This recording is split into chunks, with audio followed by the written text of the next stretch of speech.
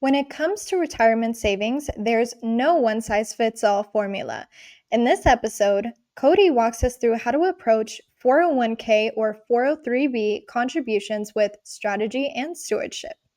Welcome back, everyone. I'm Sophia Yvette, co host and producer, back in the studio today with Cody Stansell, Senior Wealth Advisor for Steadfast Wealth Planning. Cody, how's it going? Hey, Sophia, doing well. How are you guys doing? Doing great here, Cody. Now, Good. excited to dig into this one.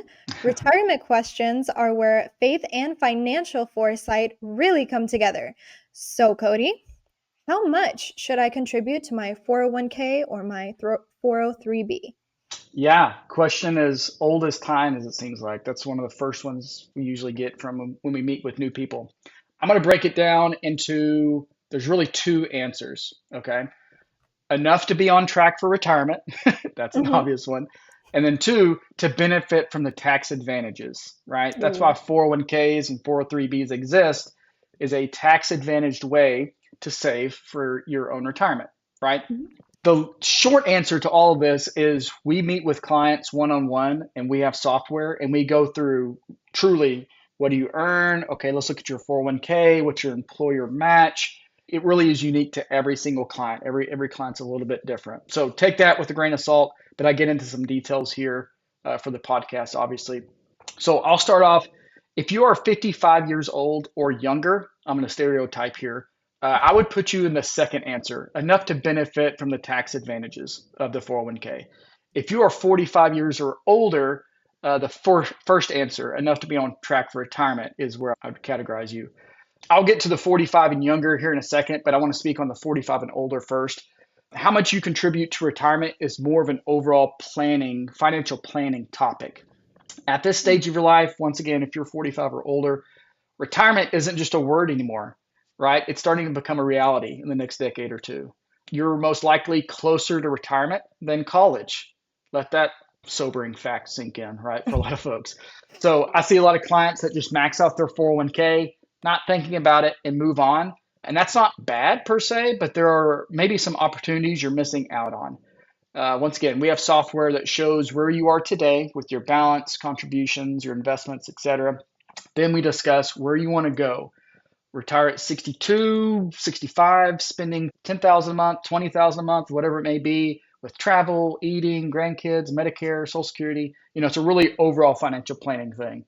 So we can forecast, is maxing out your 401k needed? Is it enough? Are there other things I should be doing with my cash flow? Really dive into all that. Most people don't realize this one. You may be better off focusing your cash flow somewhere else at this stage in your life than just maxing out your 401k or contributing to it. And stay with me here. There's at some point your investment returns really start driving more of your balance growth than how much you contribute to it. So I'm going to say it again. There's a point where your investment balance gets large enough where your actual investment returns are more significant to your overall growth of your account balance than what you add to it from each paycheck. Okay. Hmm. So, for example, if you have $100,000 in your 401k and you're contributing $23,000, well, a 10% rate of return on your $100,000 balance is $10,000, right? Just basic math. So you adding 23,000 is more than twice as impactful than what your investments actually earned you that particular year, right? But as you get older, as your investment balance grows, same example, but let's just say your balance is now $500,000 and you still contribute that same 23,000, a 10% rate of return on $500,000 invested is now $50,000. Now it's flipped, right? Your investment balance, it's more than twice as impactful than you contributing to your 401k. So over time, I actually show a lot of clients, hey, instead of putting in 23,000, which that's the max for 2025 is why I'm saying that number. That's the most the IRS will allow you to put in. Instead of adding that to your 401k, maybe there's some other things we can do with that money and help your cash flow, right? Let's open a brokerage account that you can access before you retired. So you can buy a lake house or spend it on your grandkids. There's long-term care insurance that we may need to to pay for, and where's that cash flow going to come from, right? Mm-hmm. Paying taxes if you have Roth conversions, aka moving traditional IRA or traditional 401k and converting it to a Roth. There's going to be a tax bill with that. Or we may need to have your mortgage paid off in the next 10 years for you to be able to retire. Maybe that's where that cash flow should go. So once again, I put folks in a certain category for this podcast, but if you're 45 or plus, I may want you to contribute to your 401k a little bit less than a lot of people think. Understood. Now, can you explain the difference between pre-tax and Roth contributions, and one might be better than the other? Yeah, absolutely. And I'll get to that here in a little bit. It's all the tax situation. So pre-tax, think of two trees, if you will, in your mind. Okay. One's traditional slash pre-tax, one is Roth. Okay.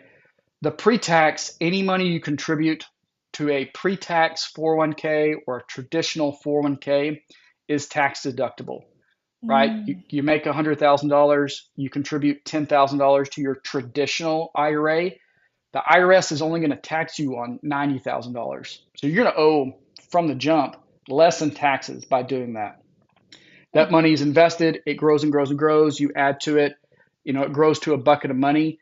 In retirement, when you take money out of a traditional 401k or traditional IRA, that's where the tax bill comes in. So any money you take out that calendar year is a Mm-hmm. taxable income to you, right? So think of that as tax benefit today, but I'm going to have to pay taxes at some point in the future.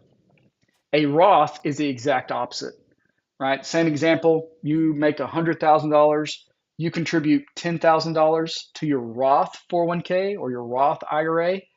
The IRS still taxes you on $100,000 that you made. They don't care that you contribute to it. Doesn't affect your taxes today at all. But the difference is that money grows and grows and grows over time. You add to it.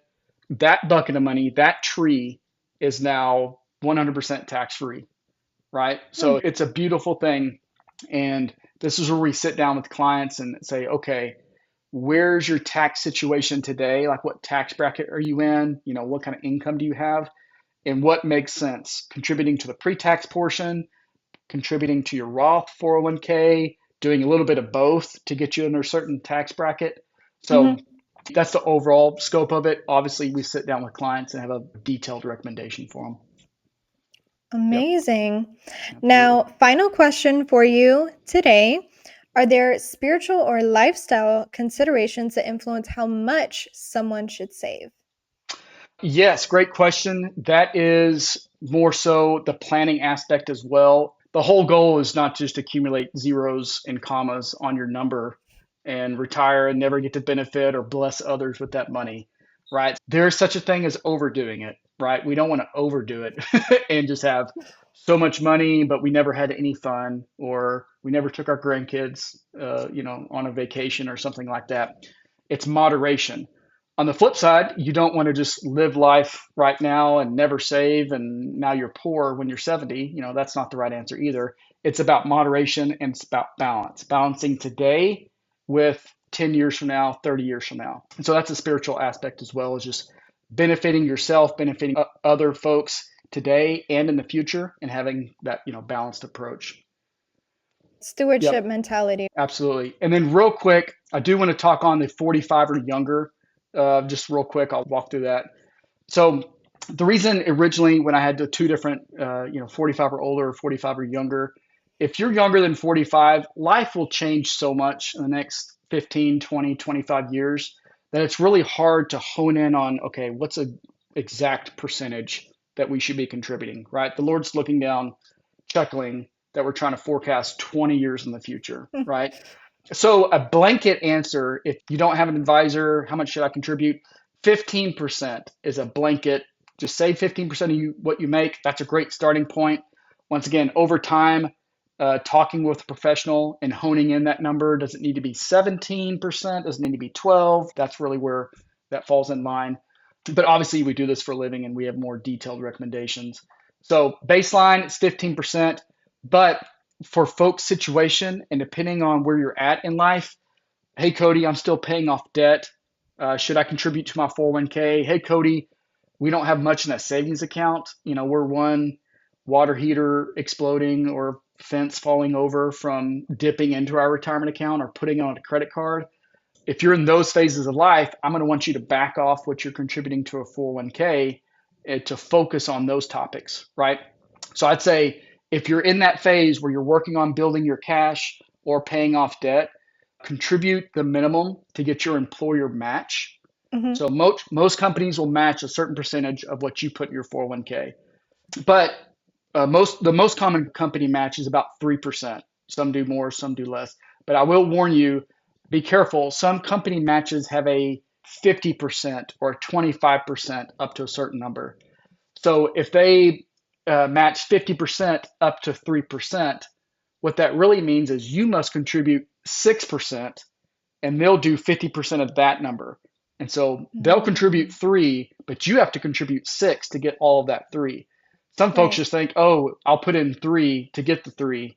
And it's like, oh, if you put in 3, you're only going to get 1.5, right? Mm-hmm. So every 401k is a little bit different.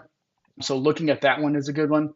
And once again, if you are working on building cash or paying off debt, I would do the minimum to the 401k to get the match, but focus the rest of your cash flow on those other goals. And then over time, once your cash is in a good spot, once your debt is paid off or in a good spot, then let's bump it back up either to that 15% or sit down with a professional and we can go through, what we exactly recommend. Wow. Thank you so much for sharing those insights with us today, Cody. Appreciate the wisdom and the encouragement as always. Can't wait to join you next time for another step forward toward faithful financial living. Take care, Cody. Absolutely. Thanks, Sophia. God bless you.